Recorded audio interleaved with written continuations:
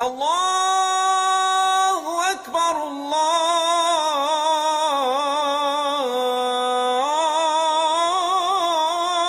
اکبر۔ آج ہم اس ویڈیو میں سیدنا محمد نفس زکیہ رحمۃ اللہ علیہ کے بارے میں جانیں گے۔ سب سے پہلے ان کے شجر نسب کو دیکھتے ہیں اور جانتے ہیں کہ کیا ان کا تعلق بھی بنی ہاشم سے تھا۔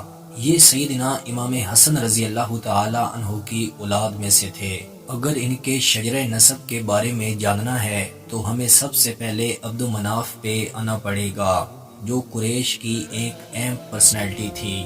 جناب عبد مناف پہ ہم اس سے پہلے الگ سے ویڈیو بنا چکے ہیں۔ عبد مناف کے بیٹے ہاشم تھے۔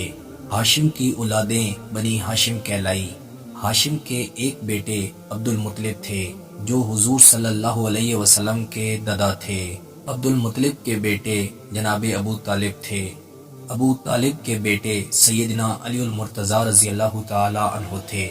سیدنا علی رضی اللہ تعالی عنہ حضور صلی اللہ علیہ وسلم کے رشتے میں چچا زاد بھائی تھے اور داماد بھی تھے۔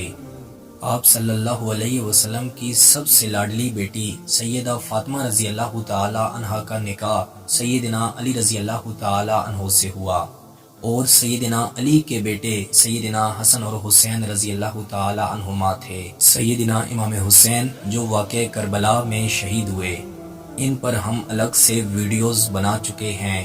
وہ ویڈیوز آپ اسی چینل کی پلے لسٹ کربلا سیریز سے دیکھ سکتے ہیں۔ سیدنا علی رضی اللہ تعالی عنہ کے ایک بیٹے سیدنا حسن رضی اللہ تعالی عنہ تھے۔ ان کے ایک بیٹے کا نام حسن تھا، یعنی سیدنا امام حسن رضی اللہ تعالی عنہ کے بیٹے کا نام بھی حسن تھا۔ ان کے آگے ایک بیٹے تھے جن کا نام عبداللہ تھا، اور جناب عبداللہ کے 4 بیٹے تھے۔ ایک کا نام موسیٰ، ایک کا نام ادریس، ایک کا نام ابراہیم، اور ایک کا نام محمد تھا، محمد نفس زکیہ۔ جناب محمد نفس زکیہ رحمۃ اللہ علیہ بہت اعلیٰ اخلاق کے مالک تھے۔ ہاشمی تحریک میں ان کا نمایاں کردار تھا۔ ابو جعفر منصور کے دور میں انہیں شہید کیا گیا۔ آنے والی ویڈیوز میں ہم ان کے بارے میں مزید معلومات حاصل کریں گے۔